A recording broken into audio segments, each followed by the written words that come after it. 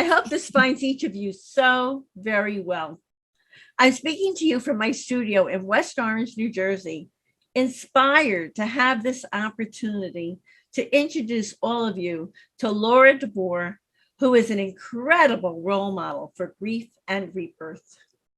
Lora is an author, a therapist, an educator, and a catalyst for transformational change for both healthcare individuals and institutions. Her wisdom comes from the fields of psychology, transpersonal development, and spiritual psychology. And most importantly, it comes from the inside out, from facing the darkest aspects of human experience and mining the dark for the treasures that can be found. Lora's early childhood was one of extreme vulnerability. She was born into poverty and violence. She was prostituted at the age of 9, and she suffered unspeakable treatment from those who should have protected her. The impact of this early trauma led to her institutionalization soon after she started college, and an incarceration she would not have survived but for a courageous nurse who fought for her release. 50 years later, Lora has had a long career as a successful mental health professional. She is recognized as a leading educator, and she is also a sought-after public speaker. I'm eager to talk with Lora about the inspiring theme of grief and rebirth in her life. Some of the angels wearing human skin who helped her change the course of her life. The work she now does with traumatized individuals around the world, and her remarkable new 3-category award-winning memoir titled Darkness Was My Candle, an Odyssey of Survival and Grace, which traces her life as a survivor of child abuse, sex trafficking, illegal pharmacological drug research, and institutional abuse. Having experienced such horrifying and traumatic events, how did Lora survive? And to what purpose? This is surely going to be an insightful and unforgettable interview with a truly remarkable woman. Hi, Lora. A warm, heartfelt welcome to Grief. Thank you. I'm so honored to be here. It's such a pleasure. I mean, you knocked me out. Your whole story is like just so amazing. I can't wait to share you with everyone. Thank you. Thank you. So let's start with asking you about this mandate. You had a spiritual mandate, which inspired you to write your award-winning book, Darkness Was My Candle. You want to talk to us first about that mandate? That's right. I literally was writing a different book, and through a number of circumstances, I heard that I was to write this book as an act of love. And I was to write it because what happened to me. It just came into your head like a message? Okay. And it was because what happened to me didn't just happen to me. It's happened to thousands of others. And my story is about a part of our collective shadow. And we're in a time in which everything which has been hidden is coming up to be looked at. And that's around the globe. And so my story is not only about that, it's also about redemption, and it's about grace, and it's about being able to survive the unspeakable. Which you certainly did.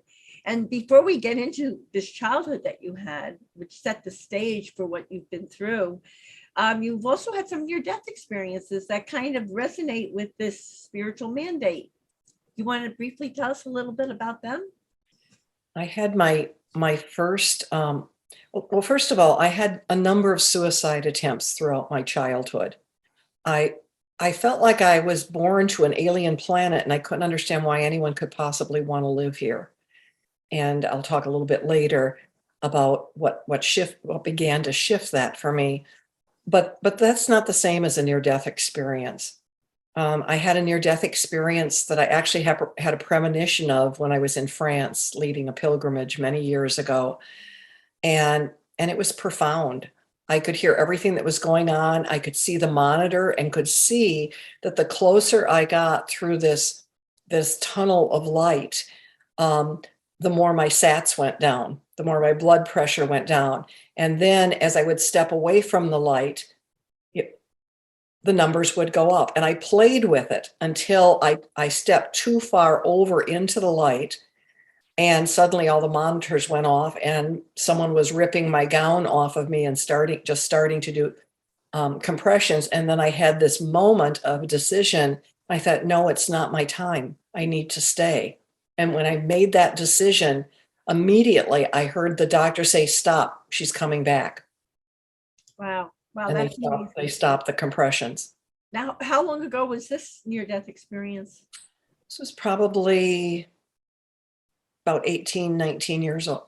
Ago? About You were ago. 18, 19 years old. And then you had No, another well, it was about 18, 19 years ago. years ago. And then you had another one. You've had others also? Yes. I had COVID in April 2 years ago and was in the hospital, was very sick. Wow. And I remember the book wasn't out yet. And I remember thinking, if this book is meant to touch lives, it'll be released and someone else will deal with it. I don't have to. And I was so tired and so exhausted. And one night I got, and it was increasingly hard to breathe. And You were in the hospital. I was in the hospital for over a month. And then one night, a doctor came in and he said, we're going to have to consciously sedate you and move you to intensive care. I was in the step down unit from intensive care because the oxygen is no longer working. And I shook my head no. And he said, well, then you're going to have to sign a DNR, do not resuscitate, do not intubate order, what I nodded my head and I signed. And that night I felt like I was hovering in a space between. And I don't remember in that moment consciously deciding, but I know that I did. And I also know that I didn't choose not to be intubated because I was giving up. I chose that as a way of letting go. So there was a way in which I was surrendering to the divine or to all that is. Right. Mm-hmm. And I survived. And so then that night you came back? I mean, like you started getting better without having to go into the ICU? Absolutely. Yes. And I knew from that moment on, I was a different person. When you felt that you were given these decisions or that you made these decisions, were there spirit guides or anyone around you, or just your consciousness was processing this? It was primarily my consciousness, and there was a lot of brilliant light that's very compelling. It's difficult to step back or step away from that light because you feel so at one with it and want to be there. And I believe in the end it was because my soul knew that I had more to do. Yeah, it brought you back. Wow. And I do have more to do. And you certainly do. You certainly do. So let's begin your story from the beginning, and let's talk about that ethereal, precious little girl you were, and this early childhood you had that was filled with so much vulnerability, so heartbreaking. Would you like to tell us about that? I was born from an unwed mother who had a very traumatic history herself. And I don't know for sure who my father is, but there was a period of time in which we lived with my uncle in northern Wisconsin. And my mother and he were living as husband and wife. And I called my uncle Daddy. And when I was 3, he had come back. Her brother? This was her brother? Yes. Wow. And he had come back from World War II, very traumatized and pretty deranged. He would have flashbacks regularly and pull his gun out and tell us to duck because there were Japs all around the house. And so on and so forth. And one Thanksgiving day, he shot himself in front of my mother and I. And my mother went berserk, and he had been very jealous of me and wanted my mother to himself. And she just went crazy, and she beat me and threw me upstairs in the crib. I was still in a crib, but the side rails were down, and I had just turned 3. And there was a raging blizzard outside, and she she left the house. And my aunt, my mother's oldest sister, came to the house later that day to find out why we hadn't shown up for Thanksgiving dinner, and found his dead body on the kitchen floor, and went halfway up the stairwell to call for my mother and just assume that she wasn't there. And they fought all the time. So my Aunt Ethel said later that she, at the time, believed my mother and he had fought, and she had taken me and left. And so she called the sheriff, and the coroner came and removed the body. And she said, I already checked upstairs. So nobody checked upstairs. So I was in the house for 3 days by myself. Oh my gosh. Oh my gosh. And at one point I got out of the crib because I was so hungry. And I have no idea how many days had passed at that point, whether it was one or two. And I went looking for food and for a grown-up. And I was able to pull some bread off the table and sat on the floor and ate it. And then I went looking for someone and couldn't find anyone. And there was literally a blizzard roaring outside the windows. And I tried to get out the front door, and a snowdrift drifted in, and the snow was almost higher than me. So now I couldn't shut the door, nor could I get out. And it's a good thing I couldn't get out. And I sat down and started crying and sucking my thumb. And an ethereal presence came to me and told me that I needed to go back up the stairs on my bottom so that I wouldn't fall, and get back into my bed and cover up, and she would be watching over me. And I've never forgotten that presence. And I believe that it became the foundation of my life. Wow. Can you describe what that presence, how that presence appeared to you, or it was just like a sense? No, it appeared to me. So what did she look like to you? I used to call her the luminous lady, or the lady in gray, because it was kind of luminescent. It wasn't a fully formed person. But yet it was, the shape of a person, and it had a voice. Wow. Now, you also had a spiritual epiphany at the age of 9 when your neighbor told you that she loved you. And was this before or after you were raped as a child also? My mother sold me to the first man that she sold me to at age 9. And an upstairs neighbor named Dale, who I knew only briefly after I'd fallen through a window and my mother had been gone for days, and her husband cleaned it up, and she had made cookies and brought me upstairs and gave me lunch and invited me to sleep on the couch, and gave me a key that I still have that I call the just in case key. And I never slept there. They only lived there for 3 or 4 more weeks, but she was always kind to me when she saw me. And the day I had to say goodbye to her because she was leaving, I was just devastated. And I fell apart, and I just started sobbing, saying, you can't leave me. I just found you. I don't know any nice adults. I just found you. You can't leave. And she pulled me into her arms and cradled me, and was rubbing my back as I'm sobbing, as she's rocking and holding me. And she kept saying, you're a good girl and I love you. I'd take you with me if I could, but you're not mine, so I can't. But I love you so much, and you're so lovable.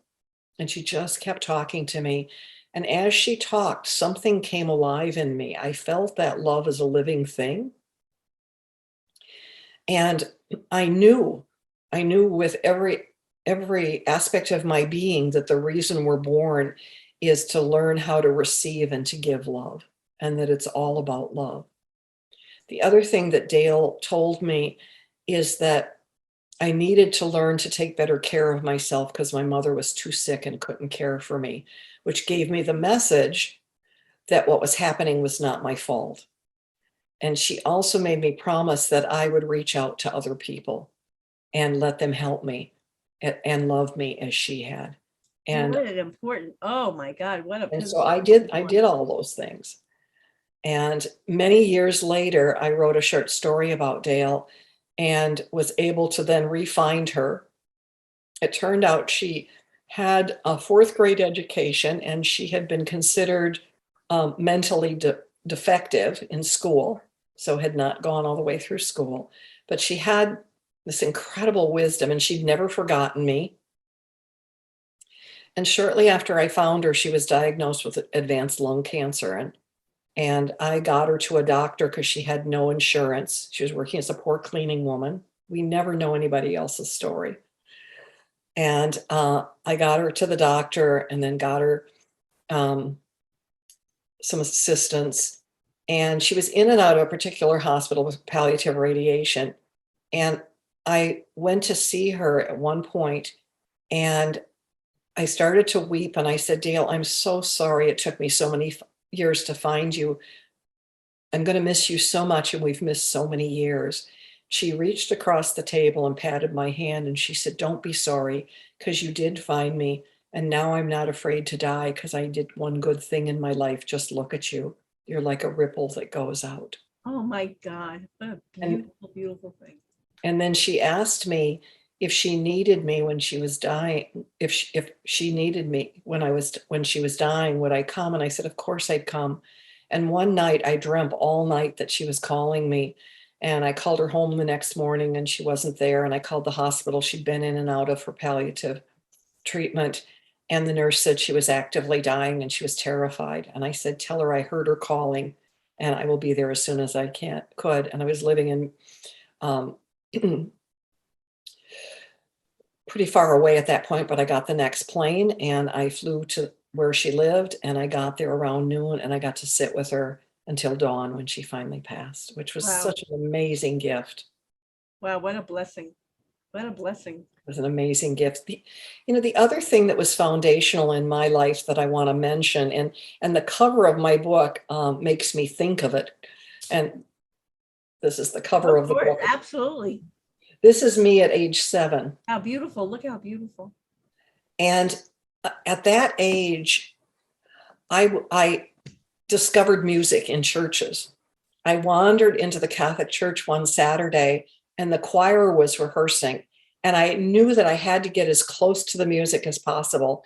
And finally, I realized they were up in a choir loft and I went and sat in the stairwell. And I knew that something greater than myself, that God was raining down on me. And I just went into the sense of awe and bliss.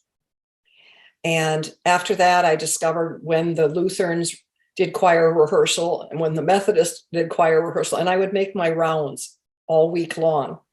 My mother really couldn't stand the sight of me, and I ran wild. I was pretty feral in the way I was being raised, but that created something for me. So I always had this sense of there being something more and something ethereal.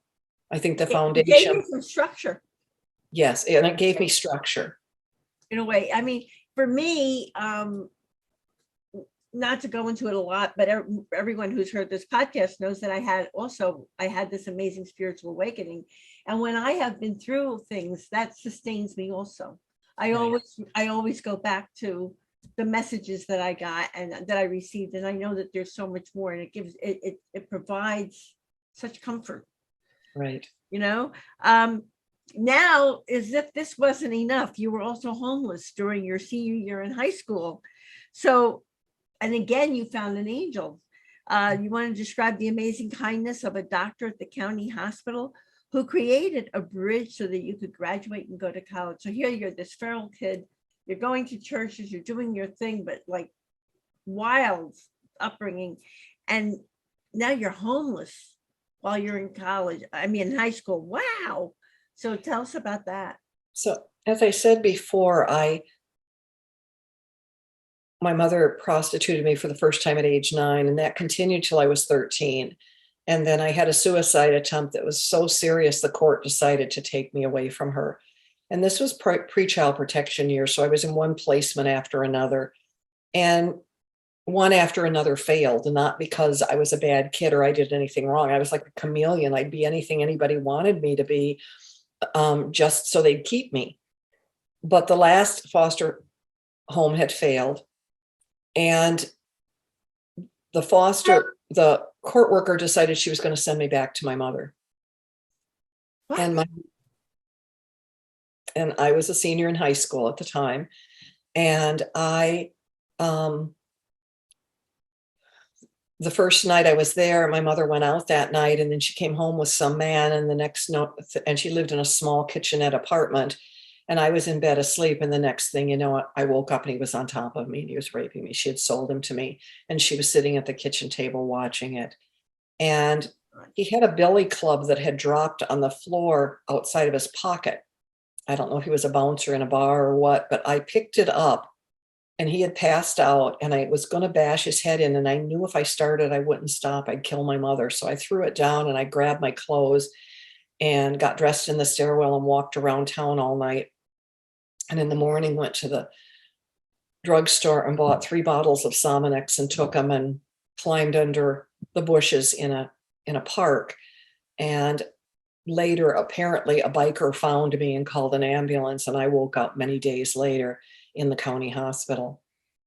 And the court worker came in and she said, "You're not going to manipulate me, young lady. As soon as the doctor says you're ready, you're going back to your mother, whether you like it or not." And I tried to pull out the IV tubing and strangle myself. So then I'm in restraints for several days. And the head of the county hospital, this dear man named Dr. Callahan, came in and saw me. And he said, "My nurses tell me that you're a smart girl and you've gotten a couple scholarships to go to college, but if we don't get you out of here, that's not going to happen. So I've come up with a little plan. And if you will agree not to run away or hurt yourself, I'm going to take the restraints off you, and my nurse Connie and I will walk you up and down the hall so you can get some blood flow in your legs, and then I'll tell you my plan." And I agreed. And what his plan was, if I could bring him my graduation certificate the day that I did, he would hire me as a nursing assistant and have Connie and her nurses teach me, and I could live rent-free all summer in the little cottage in back of the nurses, in the back of the hospital, on the grounds. Blessing. And the day that and so I survived that month. The day I was discharged from the hospital, the court worker took me back to my mother's, just dumped me off in front of her apartment building and left. And as soon as her car turned the corner, I grabbed my bag of things and took it to the local train station and put it in a locker, and then decided how to survive that month. And so I was homeless. And how did you survive? Where were you sleeping? What were you doing? Well, I tried cars, but I got scared and I couldn't sleep well in cars that I found open because I was afraid someone would come who owned the car and open the car door and discover me. And so then my favorite 2 places this was in Waukegan, Illinois, and it was close to Lake Michigan. And there was a very long pier, and I had often swam off that pier. So my favorite place was to swim or to sleep on the end of the pier.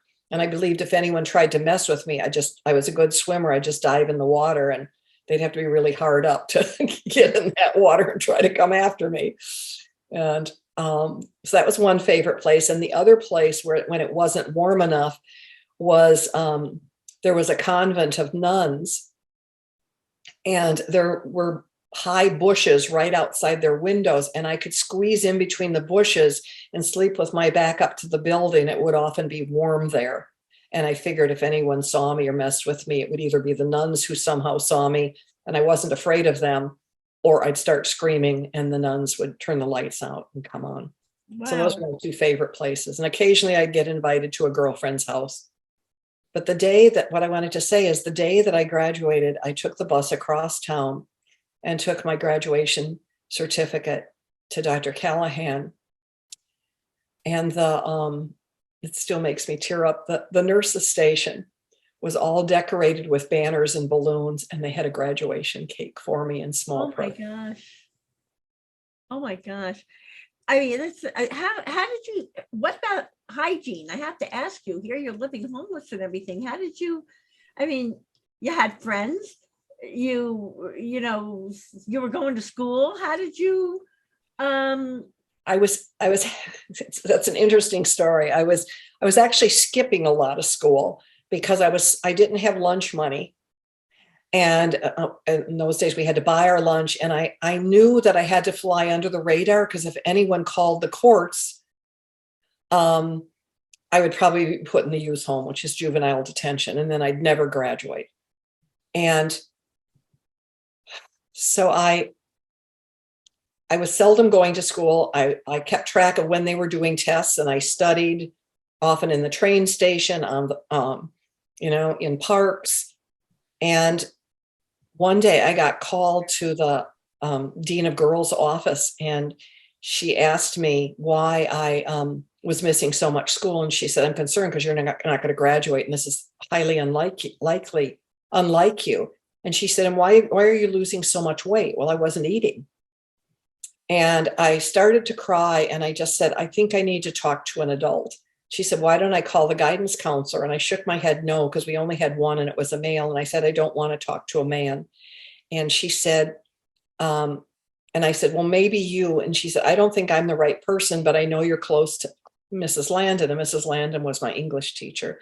She said, "How about if I call Mrs. Landon?" And I nodded yes. So she called Mrs. Landon, and Mrs. Landon came down. It was the end of the school day, and I saw she brought her purse and her briefcase. And she looked at me and she says, "How about if you and I go out for a malt and a hamburger and have a nice talk?" So she took me to a local cafe, and we sat and talked. And I didn't tell her I was homeless. She said, "I know because of the essay you wrote, one of the scholarships I got was about being in the foster care system and about being in the youth home before."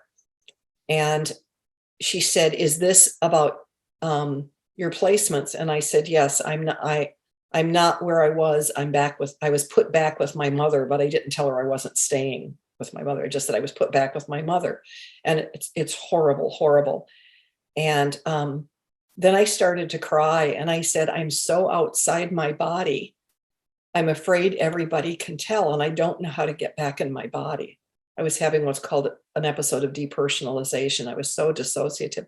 I said, "I can't even taste this food, and I'm not coming to school because I don't have any money for lunch in the cafeteria, and I'm afraid everybody will notice that I'm not me. I'm outside my body." And she said, she didn't ask me what had happened. She just said, "Just talk to me about the feelings." Wow. And I did, and she cried, and I cried, and I got back in my body. And then she and Miss Peruka, the dean of girls, came up with a plan, and I met regularly with the English teacher to check in with her. And also, they gave me a coupon so I could have lunch every day. And then often, she would give me a bag of goodies, of food to take home. Another angel in your life. Absolutely. And then you have yet another one who helped you change the course of your life, was a nurse named Sydney Krampus. And that is also quite a story. And she also made an amazing difference in your life. You had angels, you truly had angels all the way through. It's amazing. Yes. So tell us about Sydney. Tell us what happened with Sydney. Well, I probably should say how I met Sydney. So I went off to college. The first year was difficult and challenging, not academically, but because I didn't even know I was supposed to sign up for a dorm, and they didn't have any. And I ended up having to move 3 times. Was finally in a residence, a dormitory situation. And I was working part-time as a nurse's aide at a local hospital. Well, you needed to pay your bills. I mean, nobody was doing things for you, right? You had to pay for everything for yourself. Right. And the respiratory therapist, a man, probably at least 50, asked me if he could take me on a date. And I said, no, I didn't date. And then he pushed me into the janitor's closet and fondled me. And he was always tracking me. And then he showed up at school. And then he showed up several times. He showed up at school several times. And then he showed up at the bottom of my L station when I was coming down the steps from the L track. And and tried to pull me. This was Chicago, and tried to pull me into his car. And a businessman saw him and saw me screaming and trying to pull away from him, and he scared him off. So I quit my job and I went into a real depression. It was, resurrecting all the old trauma and men. And I wondered, what's wrong with me that these men won't leave me alone? And I got a note under my door reminding me that they were closing the dorms and I had to be out of the dorm by a certain time. Now I had no job and no money and no place to go. And my old default as a kid was I can just kill myself. So without thought, I took a handful of something. I think it was aspirin. And then immediately I said, wait a minute, that was dumb. I don't want to die. And I made myself throw up. And I thought, I need a grown-up to help me. And one of the things I've learned working with other youth is when you turn 18, you think you should be an adult. And so it's hard to ask for help because you think you should know it all. You think there's something magic about having turned 18 and being an adult. But this time I did ask for help. I went to the dorm mother and I told her that what was happening. And she said that she could help me, that she knew of a number of places where I could work for the summer where they also had room and board, but that she was going to put me in a taxi and send me to a local hospital to get checked out medically. And then I could come back and we'd figure it out. Well, I was fine medically, but they said they were going to send me across town to another place called Illinois State Psychiatric Institute that had a brand new unit for young adults. And it just gave me a few days to rest and get my feet back under me. ISP wouldn't let me out. And they kept giving me drugs and I didn't need any drugs. And I was terrified of drugs because of my mother's history. And so kept spitting them out and not taking them. And then they started giving me liquid drugs and giving me shots. And I eventually ran away and they got me back and they decided to commit to the worst state hospital in the system. And the night I was committed, I was in shock. I can remember coming back from court and all I could do was sit. I couldn't go to the bathroom. I couldn't eat. I was totally in shock. And Sydney Krampus was a nurse and she was in graduate school and only worked 4 days a week, but she kept coming in and out of my room to check on me. And around 10 or something, she came in and she said, my shift ends at 11 and I'm going to come in and sit with you till dawn if that's what it takes, because I'm afraid you're not going to survive where they're sending you to unless you let yourself have some feelings. And so she did. And it was near dawn when I finally broke down and sobbed. And she told me that what was happening was wrong. It wasn't my fault. She felt it was illegal. And they felt and that she was going to do everything in her power to get me out. And because in those days where she lived was a good 3.5 hours from the state hospital I was sent to, she was a Lutheran minister's wife, and she had 3 small little girls, 2 that were preschoolers, and was in graduate school and worked 4 days a week. Sunday was her only day she could come. And so every Sunday she'd wake up and think she should come. And then something would come up in her family. And she kept saying to herself, she's a smart girl. I'm sure she's out by now. And 9 months later, she said she woke up haunted by me. And she decided to call the hospital, just sure that she'd hear that I'd been discharged. And of course, I was still there. And then she came to see me. And from then on, she did everything she could to insist that I get discharged, including testing. When they first tested me because of the drugs I was on, my IQ tested at something like 42 or something, which means I would have been in a sheltered workshop, not college. And they knew, the psychologist who did the testing said this can't be accurate. So then she joined Sydney's cause to help get me out and to help to insist that they lower the drugs they were giving, the number of drugs they were giving me. At that point, I was on Thorazine, Stelazine, Mellaril, Librium, and Dilantin. You're 18 years old.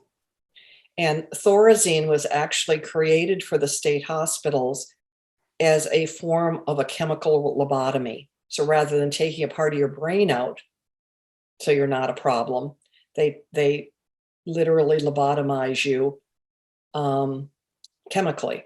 And They turn you into a vegetable. Exactly. And when Sydney first came to see me, I just wanted her to leave. I could only vaguely remember who she was and why she was there. And I couldn't carry on a conversation. Wow. And so it took her, and I was there for 15 months. And during that time, she took me home. One day after I'd been violently raped, she didn't know that, but I was in such bad shape, and she could see that I was even worse than the time before she saw me. She marched into the administrator's office and said, "I'm taking her home with me this weekend, whether you like it or not, because unless I give her some hope, she's not going to survive and I'm going to lose her." And so she said that was the scariest moment for her, because they never asked her for ID. And she always, I actually have it in a video on my website where she says, "I could have been Jack the Ripper," and they wouldn't have known. They would just let me have you. And the hardest thing for her was taking me back. Wow. Wow. And so you were with her that weekend. That weekend. And she took you back. Right. And then I would fight for you. Right. And continued to fight for me. And I think she took me one other time on a home visit. And I can hardly remember much from those home visits because I was still so drugged. I just wanted to sleep the entire time. Unbelievable. Unbelievable. Now you've mentioned your attempted suicides, and you've been talking about how you were abused by the psychiatry. Is there anything else you want to say about either of those subjects? Many years ago, I found Sydney again. And when I started to write the book, we were in touch for a number of years after she got me out. She actually came to South Dakota when I graduated with my master's degree. So she came to my graduation. And somehow, with cell phones and everything and people moving, we lost track of each other. But I was determined to find her, and finally found her again online through her daughter. And it was then that she told me what was really happening at both ISB, which was a research hospital, which was getting money from the government for the research they were doing, and that I was on a unit for young adults who had no family, which meant I had no one who had my back. And she told me everything, the background of what was going on that I didn't understand. And the other thing we did is I said I was going to go back to Elgin. I had a need to go back and visit it. And she said, "Then I'm coming with you." And I said, "And I also want to go to Springfield to the archival library." And she had 2 doctorates. This is, you wanted to go. No, what are the 2 places you wanted to go back to? I wanted to go back to Elgin State Hospital, where I'd been a patient. Wow. And I wanted to go to Springfield, Illinois, to the archival library and do research. And you just had a need to do that now that your brain was right functional to take a look at. And after Sydney told me what she did, I wanted to see if I could find out more information and more details. Mm-hmm. So she went with me, and by that point, she had 2 doctorates and was an incredible researcher. So we found some amazing research, including a document this thick that the librarian was willing to let me make a copy of. It turns out that there may have been a brief overlap while I was there, or it might have been right after I was discharged. There were so many untimely deaths at Elgin that there was an investigation that was done by a group of people from the state. And so that's the document that I have. And what was happening is they were so understaffed. They had 1 doctor per often 1,000 patients, and the same for nurses. So all the wards were run by untrained aides and orderlies. And drugging everyone so that they wouldn't give them a problem. Exactly. And they had not been trained in medication management. And so they would just give you more and more drugs. And so many people were dying because Thorazine creates horrendous constipation and bowel ruptures. And again, I've been told it's truly a miracle that I survived. That I not. It is. I mean, I'm thinking the same thing. It's miraculous with what you went through, and physically, you remain pretty healthy, which is amazing. considering what you were put through and how you didn't have the resources to take care of yourself. No, I had many years in which I was physically ill. And when I got out, I saw the same psychiatrist who'd seen me for about 5 or 10 minutes the day I was admitted. And she gave me a little manila packet of drugs and said, take these and go to a community mental health center and get more. And a man named Bill Briscoe, who's been very kind to me, who used to work at Elgin and then took Sydney and I on a tour when we were there. And he's written some books himself on Elgin, on the history of Elgin. He said, did you take them? And he said, no, you didn't, did you? And I said, no. And he said, I bet you had a hell of a few months after that and you could have died, going cold. Because you were addicted, right? You become addicted, right. And because the brain goes through so many problems. At first I thought I had the flu. I was very sick for months after I got out of there, but I had no idea it was because of stopping the drugs. Oh my gosh. And so I could have died at that point as well. Okay, so now after all of this, and everybody is like amazed that we're looking at you and you're in one piece and talking to me. So now we go to your inspiring journey from grief and goodness gracious, and trauma, goodness gracious, to rebirth via the wisdom you gleaned through psychology, transpersonal development, and spiritual psychology. You want to tell us about how you got into those disciplines and what each one is about, how they helped you? Sure. I have always had been connected to my spiritual nature. And the way I define spiritual versus religion is I think religion can create a container and a sense of community for people. And I believe we're all spiritual beings, and that's our essence. That's who we are. And we all have a soul, and that's part of our essence. And so I was there were periods in which I was disconnected, but most of my life I was deeply connected to that aspect of myself. And I was a seeker. And I would read, even as a kid, I read everything I could find about the mystics and about the saints. And then as I grew older, I would read from many traditions. And eventually, so I already had that going on in me. And I had many synchronistic and unusual experiences that I write about in the book that I always trusted. And eventually, through graduate school and through the developing of different disciplines, what spiritual psychology is it's kind of an offshoot of transpersonal development. Transpersonal development is the look at human development beyond the personal self, beyond the personal ego. So it really looks at how we become as human beings, how we expand and grow, even beyond Maslow's hierarchy of needs. If you remember, at Maslow, at the highest level is one level, and then the lowest level is your basic needs. Making sure you have food, etc. And those basic needs met. And the highest level begins to open you up to transcendence. And I guess I would call that consciousness or awareness. Absolutely. Yes. And so increasingly, as you go through these stages of development, there's more and more awareness and more a shift of consciousness. And we can do a whole lot of things, a whole lot of practices to help promote that and to help that shift happen. And there are some amazing spiritual teachers alive in the world today. So that's a little bit about what transpersonal development and spiritual psychology is. There's also a whole movement.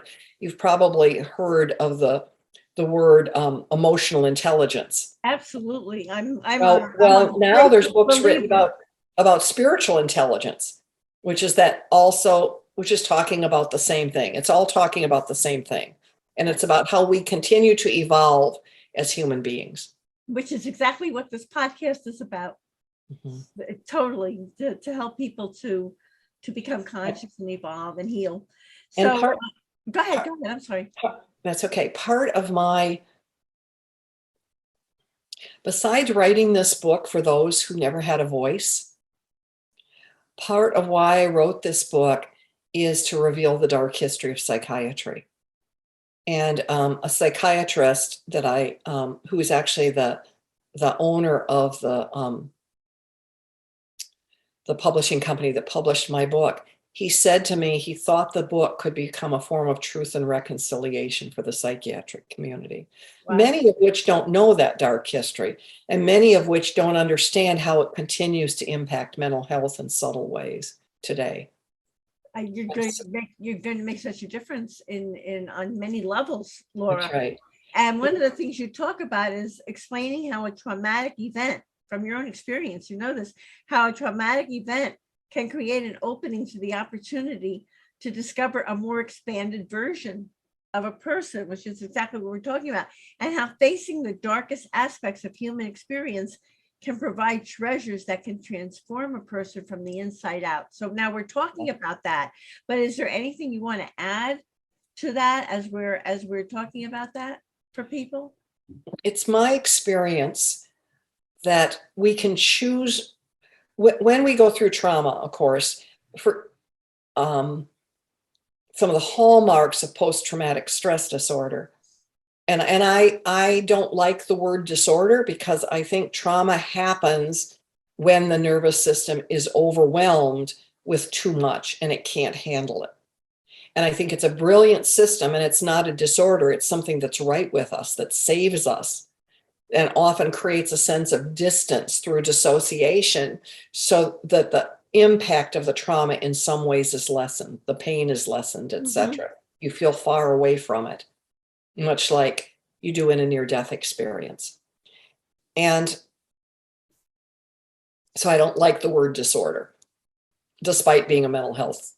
Right, and you've dealt with so many people like you who had faced all these dark aspects of their experience. Right. And you made it through. Exactly. And I believe that depending on how we choose to navigate the realm of trauma, symptoms can make a difference in terms of how we recover. And I believe that absolutely anyone can recover 100%, as I have. I no longer have post-traumatic stress disorder. And one of my roles is I work with an organization called the Center for Mind Body Medicine out of Washington, D.C. And I've gone to places where angels fear to tread. I've gone to Gaza, and I've gone to the other parts of the Middle East and to Haiti right after they had the worst earthquake there, and down to Parkland after the shootings. And I have watched people move through their trauma like this when they have the right assistance. Sounds like your next trip should be to Ukraine. Actually, I was asked to be part of the team in Ukraine. Dr. Gordon, the head of the Center for Mind Body Medicine, has been back and forth through Ukraine many times and has a team of people working with Ukrainians now. Well, that's wonderful. Because I'm so glad I said that. That's right. But because of the stuff related to the book and having moved recently, etc., I had to say no, not now. Maybe I'll get on board later. But I'm so happy that people are helping them that way. I believe that trauma can literally create a portal in which we begin to open to more than who we are. And there are certain things that we have to practice while we're recovering from trauma. And some of those things have to do with self-compassion and self-love, unconditional self-love, which is one of the hardest things for someone who's been traumatized to do. Because what happens if you've been traumatized as a young child, because we're egocentric at that age, we take it in and we think all of it's our fault. And then we have that belief system which continues to hold us hostage and keep the perpetrator taking up bandwidth in our heart and our head. And that has to be healed. So unconditional self-love and self-compassion is absolutely essential. And as that begins to happen, there's this profound transformation that happens, and we step into a bigger yes in our life. The other thing that I think that we need to be willing to do is shame is toxic. And trauma survivors often have a lot of shame. Oh, look what happened to you. Look what happened to you. You internalize the shame. And I have come to realize that freedom is in my vulnerability. And being vulnerable is I've never felt so free, being completely transparent. And I have no shame. I have no more secrets. And I can't tell you how liberating that is. And I think that that's also essential for healing. And as we do those things, what happens, we let go of the false self that we've created to survive. And the soulful self becomes closer and closer and can begin with the right kind of techniques and meditations and assistance, literally take up full residence. I mean, in so many ways, your whole story is about shifting, shifting consciousness and transforming. It's amazing. Now you've transcended all these previous limitations and you're living what you call a luminous life. What would you like to share with us about your career as a successful mental health professional? And we've learned a little bit about that because you've traveled around the world, you're helping people. And you now work with traumatized, and you're talking a little bit about that too, with traumatized individuals around the world. Is there anything else you want to add to that? I think I said it before, but it bears saying again, and that's that it's really important that you begin to care for yourself. When we've been traumatized, we want someone else to rescue us. And it's wonderful to also have those who are willing to be way showers and mentors and coaches along the way. But ultimately, we have to rescue ourselves. You have to have enough self-love. I think your self-love, I think for me personally, from hearing your story, I think one of the things that sustained you was this experience, these spiritual heads up that you received, told you that there was something more. And also the fact that you were a seeker, that was part of your personality. So I can relate to that because I'm a seeker and I went through a lot also, but I was always open to trying to help myself and trying to find out and understand. The other thing that I have found working with others as well as myself that's enormously helpful is practicing gratitude and reaching out to others. We're in this period of time in which everything which is hidden is coming up to be looked at, as I said before. And there are so many people that are terrified and they don't know what to do, particularly our youth. And I know that just by being kind to somebody in the drive-thru at Starbucks, I've seen it and been told that I can change the course of a day. And it doesn't take a lot. And we feel good when we give. And what happens when we've been traumatized, we often become pretty egocentric for a period of time because we're so turned in on ourselves. But it can be useful to focus on others. I was working with a client many years ago at Prairie Care, where I still do some work. And she was so depressed. I can't even tell you. And I gave her the assignment, even if it was one thing that she came up with that she was grateful for each day, she needed to do that and bring that to group. Before you know, it was like a snowball that was rolling downhill, and it built and built. And she'd come in with 20, 25 things and share it in group. And her depression went away.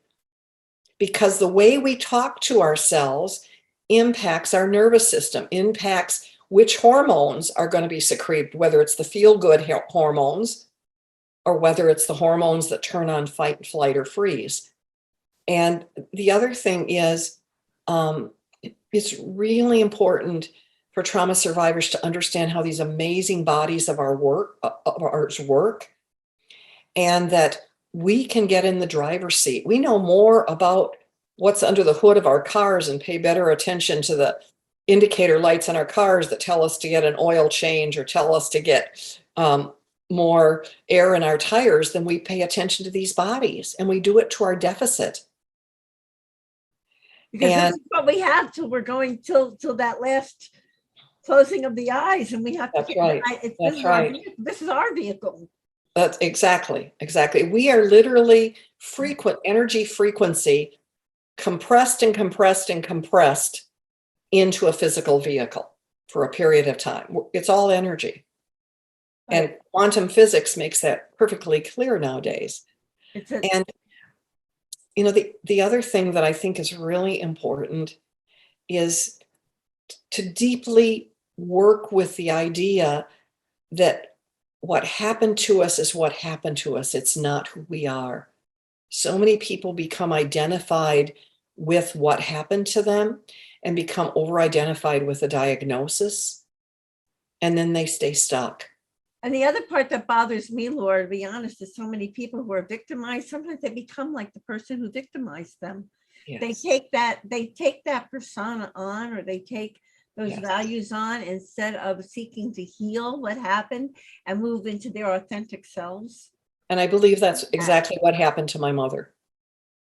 I think that even when she watched other men that she gave me to, she watched them rape me. I remember the very first time him raping me in front of her and looking at her face, literally staring at her face, at first crying and begging her to stop him, but looking at her face and seeing that she wasn't there. She was so dissociated and disconnected from her body. She was vacant. And later I had the insight, that was like often trauma survivors reenact their trauma in some way, and it's often unconscious. And I think that's what my mother was doing. Wow. Let's go ahead. I'm sorry. Go ahead. That's okay. One other quick thing is how we speak to ourselves makes a difference, a huge difference. So not only unearthing beliefs that no longer serve us, that imprison us, are really important, unearthing them, but then changing them. When my book was about to come out, I was freaking out a little bit. And I was thinking, oh my gosh, I'm going to feel so exposed because I hold nothing back. And I was looking at the word one day, and Dr. Sue Morter, who's one of my teachers, she talks about flipping the model. So flipping the model has to do with taking what's been unconscious, and when it becomes conscious, then changing the language around it. And so what I did is I looked at the word exposed, and then I said, I need a new word. And the word that came to me was reveal. And the sentence I created for myself is, I choose to reveal myself as loving presence in every moment and every situation. Now feel the difference in the word exposed versus reveal. One is empowering and one is disempowering.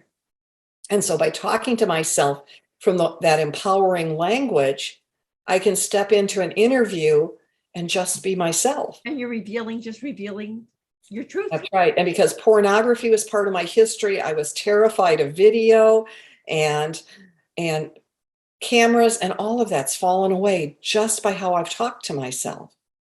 So that's another thing I strongly recommend that survivors do. I often tell people, when I got that message to be loving and kind to everyone when they pulled me out of my car, that meant me too.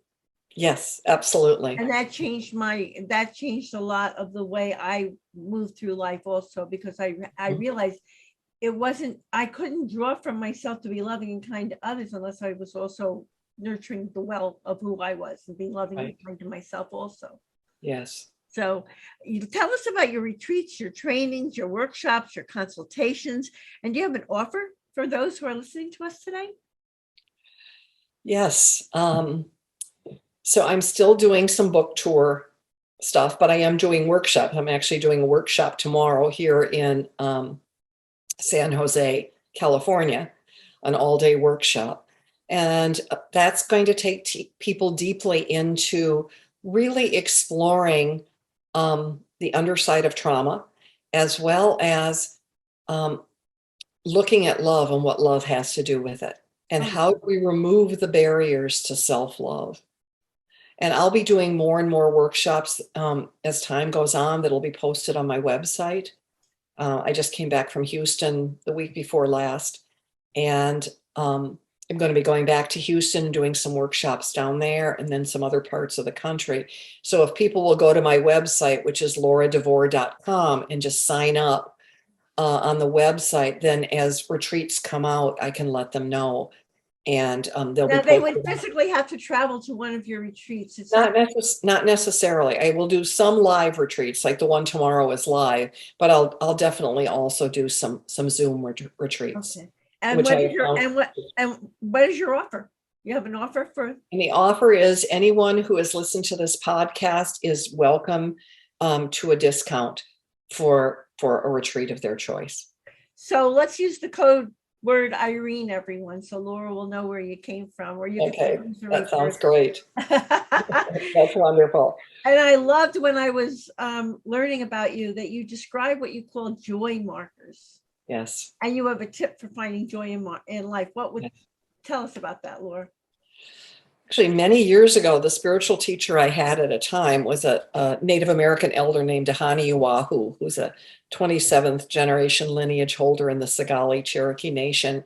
And I was living on her land for a month and doing something called Women in Transformation.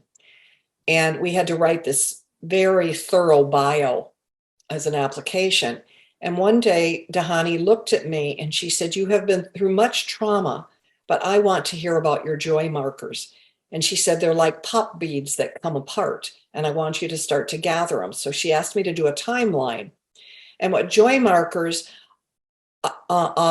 is they're looking at those moments of joy from the time you were very young. And it might have been getting your first bicycle, or loving your kindergarten teacher, or having a best friend that you never wanted to part with, or meeting your kind neighbor, or my kind neighbor, exactly, or the third grade teacher who was a substitute who helped me learn to read at the end of third grade after everyone had given up to me, or a woman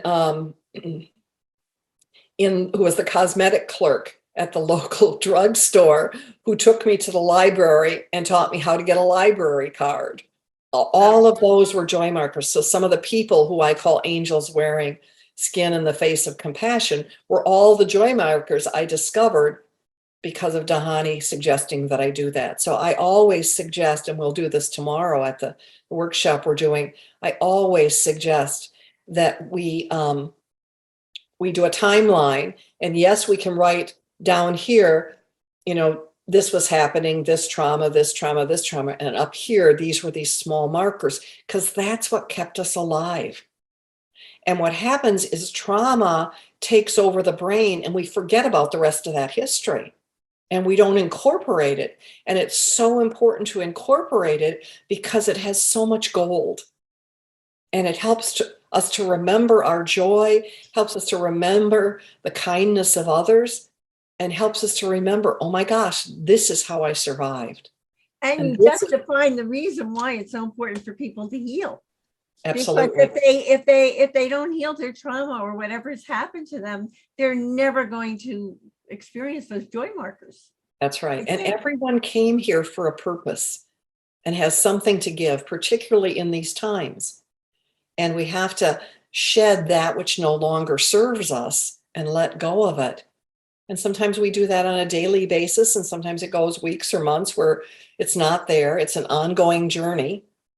And so we have to be kind to ourselves no matter what's coming up, and love into that aspect of us that might be freaking out at any given time. Doesn't do any good to beat ourselves up. No, there are enough people who are going to do it for us, and then we have to heal from what they did. So we have to be kind to ourselves, right? How do you know for sure that everyone comes here with a purpose? I believe that too, but how do you know that? I just believe it with my soul knows it. I guess that's the best answer I could give right now. The shortest answer. True, very often. Laura, in your remarkable memoir, Darkness Was My Candle, an odyssey of survival and grace, you share how your experiences illuminated and validated both the power of love and the strength of the indomitable human spirit that lives within each one of us. Thank you for the incredible role model you are for those who have experienced deep trauma, and illuminating that there is a way through the dark. And I thank you from my heart for this incredibly inspiring, unforgettable interview today. And here's a loving reminder, everyone, that you can see the show notes and all Grief and Rebirth podcast episodes on ireneweinberg.com. And make sure to follow us and like us on social at Irene S. Weinberg on Instagram, Facebook, Twitter. And if you're watching here on YouTube, be sure to click subscribe below so you'll never miss an episode. As I like to say, to be continued. Many blessings. and bye for now.